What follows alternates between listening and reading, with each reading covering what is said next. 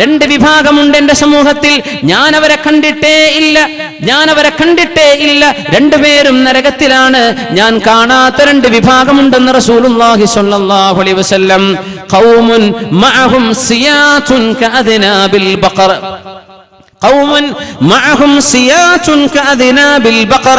പശുവിന്റെ വാലുപോലെ ചാട്ടവാറുകൊണ്ട് ജനങ്ങളെ അടിക്കാൻ വരുന്ന നിയമപാലകന്മാർ, പ്രഹരിക്കുന്ന പോലീസുകാർ, അടിക്കുന്ന പോലീസുകാർ, മനുഷ്യന്മാരടിക്കുന്നവർ, മനുഷ്യന്മാരെ ശാരീരിക വേദനിപ്പിക്കുന്നവർ, അങ്ങനെ ചാട്ടവാറുകൊണ്ട് മനുഷ്യന്മാരെ അടിക്കുന്ന ഒരു വിഭാഗം ഇനി വരാനുണ്ട്. ഞാൻ അവരെ കണ്ടിട്ടില്ലെന്ന് 1400 വർഷങ്ങൾക്ക് മുമ്പ് മുഹമ്മദ് റസൂലുള്ളാഹി സ്വല്ലല്ലാഹു അലൈഹി വസല്ലം പിന്നെ പറഞ്ഞു, ഒരു കൂട്ടരുമുണ്ട്.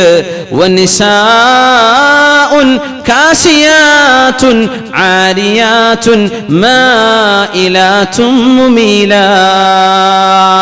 വസ്ത്രം ധരിച്ചു എന്ന് പറയാം, പക്ഷേ ആരിയാതുൻ അവർക്ക് വസ്ത്രമില്ലാത്തതിന് തുല്യമാണ്. ശരീരം മുഴുവനും കാണിച്ചു നടക്കുന്നതിന് തുല്യമാണ്. ടൈറ്റ് ഫിറ്റായ വസ്ത്രം ധരിച്ച്, ട്രാൻസ്പാരന്റ് ആയ വസ്ത്രം ധരിച്ച്, തൊലിനിറം കാണുന്ന വസ്ത്രം ധരിച്ച് പെണ്ണുങ്ങൾ നടക്കുന്ന ഒരു കാലഘട്ടം വരാനുണ്ട്. ലമ്മറഹുമാ, ഞാൻ അവരെ കണ്ടിട്ടില്ല. റസൂലുള്ളാഹി തങ്ങൾ പറയുന്നു, സ്വഹാബികൾ അവരെ കണ്ടിട്ടില്ല. കാസിയാത്തുൻ അവർക്ക് വസ്ത്രമുണ്ട്, പക്ഷേ ആരിയാത്തുൻ വസ്ത്രമില്ലാത്തവരാണ്. മായിലാത്ത് പുരുഷന്മാരിലേക്ക് കൊഞ്ചിക്കുഴയുന്നവരാണ്.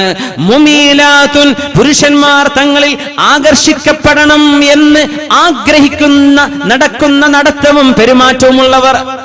لا يدخلن الجنة رؤوسهن كأسنمة البخت المائلة. ഒട്ടകത്തിന്റെ പൂഞ്ഞാടുന്ന പോലെ തലമുടി കെട്ടിവെച്ച് മേലോട്ട് ഉയർത്തിവെച്ച് കെട്ടായി വെക്കുകയും, അങ്ങനെ ഒട്ടകം നടക്കുമ്പോൾ ഒട്ടകത്തിന്റെ പൂഞ്ഞാടുന്ന പോലെ പെണ്ണുങ്ങളുടെ തലമുടിയുടെ കെട്ട് മേലെ കെട്ടിവെച്ച കെട്ട് ഇങ്ങനെ ആടിക്കൊണ്ടിരിക്കും. അങ്ങനത്തെ ഒരു ഹെയർ സ്റ്റൈലുമായി വരുന്ന കാലം ഞാൻ കണ്ടിട്ടില്ല, പക്ഷേ വരാൻ പോകുന്നുണ്ട്. 21-ാം നൂറ്റാണ്ടിലെ മുസ്ലിം പെണ്ണുങ്ങളുടെ വേഷമായി, അവരുടെ സംസ്കാരമായി, അവരുടെ മുടിയുടെ സംസ്കാരമായി മാറി തുടങ്ങിയിട്ടില്ലേ? അറബ് രാജ്യങ്ങളൊക്കെ തുടങ്ങിക്കഴിഞ്ഞു, അറബ് പെണ്ണുങ്ങളൊക്കെ ആയിക്കഴിഞ്ഞു. അങ്ങനെ മുടി ഇങ്ങനെ മേലോട്ട് വെച്ചിട്ട് ഒട്ടകത്തിന്റെ പൂഞ്ഞ മേലെ നിൽക്കുന്ന പോലെ മുടിക്കെട്ട് മേലോട്ട്. പർദ്ദ ധരിച്ചിട്ടുണ്ട്, മുടി കാണുന്നില്ല, പക്ഷേ ആ മുടിയുടെ സ്റ്റൈൽ എങ്ങനെ? ഒട്ടകത്തിന്റെ പൂഞ്ഞ പോലെ മേലോട്ട് കെട്ടിവെക്കുകയും, ഒട്ടകത്തിന്റെ പൂഞ്ഞ അത് നടക്കുമ്പോൾ ആടുന്ന പോലെ മുടിയുടെ കെട്ടിങ്ങനെ മേലെങ്ങനെ ആടിക്കൊണ്ടിരിക്കും. അങ്ങനത്തെ ഹെയർ സ്റ്റൈലുള്ള പെണ്ണുങ്ങൾ അവർ പുരുഷന്മാരെ കുഴക്കാനും പുരുഷന്മാരെ വശീകരിക്കാനും ഇറങ്ങിത്തിരിച്ചവരാണ്. അവരുടെ ഫോൺ കോളുകളുടെ ലക്ഷ്യമതാണ്, അവരുടെ വിളികളുടെ ലക്ഷ്യമതാണ്, അവരുടെ നടത്തത്തിന്റെ ലക്ഷ്യമതാണ്, അവരുടെ വേഷത്തിന്റെ ഡ്രസ്സിന്റെ സ്റ്റൈലിന്റെ ലക്ഷ്യവും അതാണ്. ആരെങ്കിലും എന്നെ നോക്കണമെന്ന് ആഗ്രഹിച്ചു നടക്കുന്നവർ ലാ യദ്ഖുൽനൽ ജന്ന, ലോകത്തിന് സത്യം പഠിപ്പിച്ച ഗുരു അല്ലാഹുവിന്റെ റസൂൽ പറയുന്നത് അവർക്ക് സ്വർഗ്ഗമില്ല കേട്ടോ. വലാ യജിദിന റീഹഹാ, സ്വർഗ്ഗത്തിന്റെ സുഗന്ധം പോലും ഈ കൂട്ടർക്ക് ലഭ്യമല്ല. വ ഇന്ന റീഹഹാ ലതഫൂഹു മിൻ മസീറതി കദാ വകദാ, എത്രയോ ആയിരക്കണക്കിന് മൈലുകളിലേക്ക് സ്വർഗ്ഗത്തിന്റെ സുഗന്ധം, അതിന്റെ സൗരഭ്യം അടിച്ചു വീശും. അതൊന്നും ഈ ലജ്ജയില്ലാത്ത പെണ്ണുങ്ങൾക്ക് ലഭ്യവുമല്ലെന്ന് പരിശുദ്ധ റസൂലുള്ളാഹി സ്വല്ലല്ലാഹു അലൈഹി വസല്ലം ഫാത്തിമ ബീവിയെ ചേർത്ത് വായിക്കണം. മുഅ്മിനീങ്ങളെ, മുഅ്മിനാത്തുകളെ, മരിക്കാൻ കിടക്കുമ്പോഴാണ് ഫാത്തിമ റളിയല്ലാഹു അൻഹ പറഞ്ഞത്, എന്റെ ശരീരം നിങ്ങൾ മറവു ചെയ്യാൻ കൊണ്ടുപോകുമ്പോ ഒരു പലകയിൽ എന്നെ കൊണ്ടുപോയാൽ, ആ പലകയിൽ എന്നെ കിടത്തിയാൽ, എന്റെ ശരീരം നിങ്ങൾ വസ്ത്രം കൊണ്ട് റാപ്പ് ചെയ്തു കഴിഞ്ഞാൽ എന്റെ ശരീരത്തിന്റെ നീളവും അതിന്റെ വണ്ണവും ഞാനൊരു പെണ്ണാണല്ലോ എന്നും വഴിയിലൂടെ നടക്കുന്ന ആണുങ്ങൾ കണ്ടുപോകില്ലേ? അതുകൊണ്ട് എനിക്ക് മരണം ഇഷ്ടമാകുന്നില്ല. എന്റെ ഉപ്പയെ കാണാൻ എനിക്ക് കൊതിയുണ്ട് താനും, പക്ഷേ നിങ്ങൾ എന്നെ കൊണ്ടുപോകുന്ന മയ്യത്ത് കട്ടിൽ പരന്ന ഒരു പലകയല്ലേ, ആ പലകയിൽ എന്നെ കിടത്തിയാൽ എന്റെ ശരീരം പുരുഷന്മാർ കാണില്ലേ എന്ന് മഹദി ഫാത്തിമ റളിയല്ലാഹു അൻഹ അസ്മാ ബിൻതു ഉമൈസ് റളിയല്ലാഹു അൻഹയോട് പറഞ്ഞു കൊടുത്ത ഹദീസ് മഹാന്മാരായ ഹദീസ് പണ്ഡിതന്മാർ ഉദ്ധരിച്ചിട്ടുണ്ട്. അസ്മാ ബിൻതു ഉമൈസ് റളിയല്ലാഹു അൻഹ സിദ്ദീഖ റളിയല്ലാഹു അൻഹുവിന്റെ ഭാര്യയാണ്. മഹദി പറഞ്ഞു ഒരു വാക്ക്, അല്ല ഫാത്തിമ ബീവി, നിങ്ങൾ അതോർത്ത് വിഷമിക്കണ്ട, എനിക്കൊരു ഐഡിയ ഉണ്ട്. എത്യോപ്യക്കാരായ ആളുകൾക്ക് മയ്യത്ത് കട്ടിലുകളുണ്ട്, സൈഡിൽ പലകകളുള്ള വീഴാത്ത രീതിയിൽ പെട്ടിയായി കൊണ്ടുപോകുന്ന മയ്യത്ത് കട്ടിൽ ഞാൻ എത്യോപ്യക്കാർക്ക് കണ്ടിട്ടുണ്ട്. അങ്ങനത്തെ ഒരു കട്ടിൽ നിങ്ങൾക്ക് ഉണ്ടാക്കി തന്നാൽ പോരെ എന്ന് ഫാത്തിമ റളിയല്ലാഹു അൻഹയോട് മഹദി അസ്മാ ബിൻതു ഉമൈസ് റളിയല്ലാഹു അൻഹ പറഞ്ഞപ്പോ മരിക്കാൻ കിടക്കുന്ന 20 ചില്ലാനും പ്രായമേ ആയിട്ടുള്ള ഫാത്തിമ ബീവിക്ക് ആ മഹദിയാണ് പറഞ്ഞത്, അസ്മാ, ആ കട്ടിലൊന്ന് എനിക്ക് കാണിച്ചു തരിൻ. ഏതാനും ഈത്തപ്പനയുടെ പലകകൾ കൊണ്ടുവന്ന് മയ്യത്ത് കട്ടിൽ, ഇന്ന് നമ്മൾ ഉപയോഗിക്കുന്ന മയ്യത്ത് കട്ടിൽ, മയ്യത്തിനെ ഇന്ന് നമ്മൾ കൊണ്ടുപോകുന്ന മയ്യത്ത് കട്ടിൽ അതായിരുന്നില്ല നബി തങ്ങളുടെ കാലത്ത്. ഒരു പലക മാത്രമാണ്. ഇന്നത്തെ മയ്യത്ത് കട്ടിൽ പോലത്തെ സൈഡുകളിൽ തടയുള്ള മയ്യത്ത് കട്ടിൽ. ആദ്യമായി ആ കട്ടിലിൽ ഖബറിലേക്ക് യാത്ര പോയത് മഹദി ഫാത്തിമ റളിയല്ലാഹു അൻഹയാണ്. അവരാണ് തുടക്കം കുറിച്ചത്. എന്തിനെന്നറിയോ? എന്റെ ശരീരം മയ്യത്തായ എന്റെ ശരീരം കഫംപുട കൊണ്ട് പുതച്ചാൽ പോലും ആണുങ്ങൾ എന്നെ കാണില്ലേ, എന്റെ നീളം കാണില്ലേ, എന്റെ ശരീരത്തിന്റെ വണ്ണം അവർ കാണില്ലേ.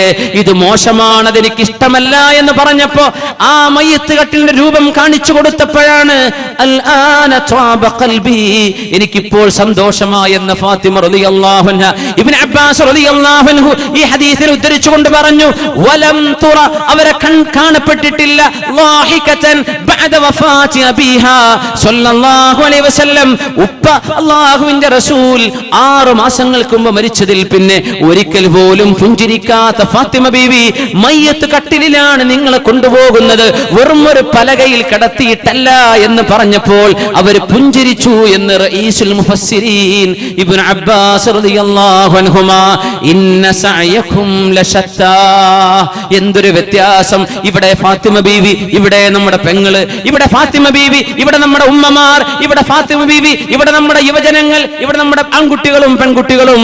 അസ്തിത്വം, ഇസ്ലാമിന്റെ തഖ്വയുടെ അസ്തിത്വം നഷ്ടപ്പെട്ടു പോയാൽ ഫസനുയസ്സിറുഹു ലിൽ ഉസ്റാ, നരകത്തിലേക്കുള്ള വഴിയാണ് തെരഞ്ഞെടുക്കുന്നത്. അതുകൊണ്ട് മുഅ്മിനേ, വനഫ്സിൻ വമാ സവ്വാഹാ ഫഅൽഹമഹാ ഫുജൂറഹാ വതഖ്വാഹാ, നന്മയേതാണ് തിന്മയേതാണെന്ന് അല്ലാഹു പറഞ്ഞു തന്നിട്ടുണ്ട്. അത് നമ്മൾ കേൾക്കുന്നുണ്ട്, അറിഞ്ഞുകൊണ്ടിരിക്കുന്നുണ്ട്, മറന്നുകൊണ്ടിരിക്കുന്നുണ്ട്, ഓർമ്മിപ്പിക്കപ്പെടുന്നുണ്ട്, ഓർമ്മപ്പെടുത്തലുകൾ നടക്കുന്നുണ്ട്, തദ്കീറുകളും തംബീഹുകളും നടക്കുന്നുണ്ട്. പക്ഷേ ഏതാണ് തെരഞ്ഞെടുക്കേണ്ടത്? ഇത്രയേ വിഷയം. ഞാൻ ഇതെടുക്കണോ അതെടുക്കണോ? രണ്ടും നിന്റെ മുമ്പിലുണ്ട്, രണ്ടും മുമ്പിലുണ്ട്. അത് അഫ്ലഹ മൻ സക്കാഹാ വഖദ് ഖാബ മൻ ദസ്സാഹാ. ശരീരത്തെ നശിപ്പിക്കലിൻ, ശരീരത്തെ നശിപ്പിക്കലിൻ. ഈ ശരീരമുണ്ടെങ്കിലല്ലേ നിസ്കരിക്കാൻ പറ്റൂ, ഈ ശരീരമുണ്ടെങ്കിലല്ലേ നോമ്പെടുക്കാൻ പറ്റൂ, ഈ ശരീരമുണ്ടെങ്കിലല്ലേ സ്വതക്ക ചെയ്യാൻ പറ്റൂ, ഈ ശരീരമുണ്ടെങ്കിലല്ലേ അല്ലാഹുവിന് വേണ്ടി ഒന്ന് കരയാൻ പറ്റൂ, ഈ ശരീരമുണ്ടെങ്കിലല്ലേ ഖുർആൻ ഓതാൻ പറ്റൂ, ഈ ശരീരമുണ്ടെങ്കിലല്ലേ അനുഭവിക്കാൻ പറ്റൂ, ഈ ശരീരമുണ്ടെങ്കിലല്ലേ അല്ലാഹുവിന് ശുക്ർ ചെയ്യാൻ പറ്റൂ.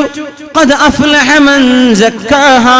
അതുകൊണ്ട് നഫ്സിനെ, നിങ്ങളുടെ ശരീരത്തെ, നിങ്ങളുടെ റൂഹിനെ നിങ്ങൾ തസ്കിയത്ത് ചെയ്തെടുക്കിൻ, പരിപോഷിപ്പിച്ചെടുക്കിൻ, അള്ളാഹുവിന്റെ മുമ്പിലേക്ക് കൊണ്ടുവരിൻ. എന്റെ റബ്ബിന് ഇഷ്ടമാണോ ഇഷ്ടമല്ലയോ എന്ന് ചിന്തിക്കിൻ. അള്ളാഹുവിന് ഇഷ്ടമുള്ളത് എനിക്ക് മതി, ഇഷ്ടമില്ലാത്തത് എനിക്ക് വേണ്ട. വമാ യുഗ്നി അൻഹു മാലുഹു ഇദാ തറദ്ദാ. നരകത്തിലേക്ക് മനുഷ്യൻ ആപ്പതിച്ചു വീഴുകയാണെങ്കിൽ എന്തവനെ രക്ഷപ്പെടുത്താൻ വരും? ആരവനെ രക്ഷപ്പെടുത്താൻ വരും? റസൂലുള്ളാഹി സ്വല്ലല്ലാഹു അലൈഹി വസല്ലം, വമാ യുഗ്നി അൻഹു മാലുഹു ഇദാ തറദ്ദാ. സമ്പാദ്യം ജീവിക്കുന്നത് അതിനെന്ന പോലെ, ആകെ ജീവിക്കുന്നത് കച്ചവടത്തിന്, ആകെ ജീവിക്കുന്നത് വീടുണ്ടാക്കാൻ, ആകെ ജീവിക്കുന്നത് മക്കളെ കെട്ടിക്കാൻ. ഈ സമ്പാദ്യങ്ങളൊക്കെ നാളെ നരകത്തിലേക്കാണ് പോകുന്നതെങ്കിൽ എന്തുപകാരം?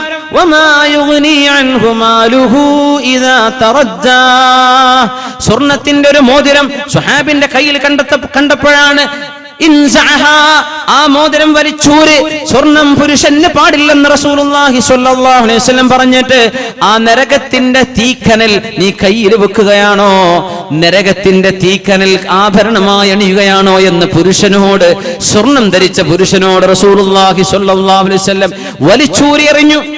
അള്ളാഹുവിന്റെ റസൂല് പോയപ്പോ ചില ആളുകൾ പറഞ്ഞു, സ്വർണമല്ലേ അത് നിങ്ങൾക്ക് എടുത്തൂടെ, എനിക്കത് വേണ്ട. അള്ളാഹുവിന്റെ റസൂല് നരകത്തിലാണെന്ന് പറഞ്ഞ് എനിക്ക് വേണ്ട എന്ന് പറഞ്ഞ് ഹലാലിനെ സ്വീകരിച്ചൊരു സ്വഹാബി.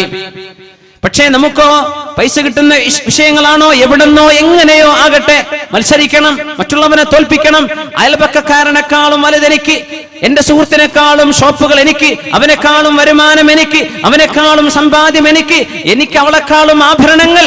ഈ മത്സരത്തോട് മത്സരം നടത്തിയിട്ട് എവിടെന്നാണ് ഈ പൈസ വരുന്നത്, ഹലാലാണോ ഹറാമാണോ?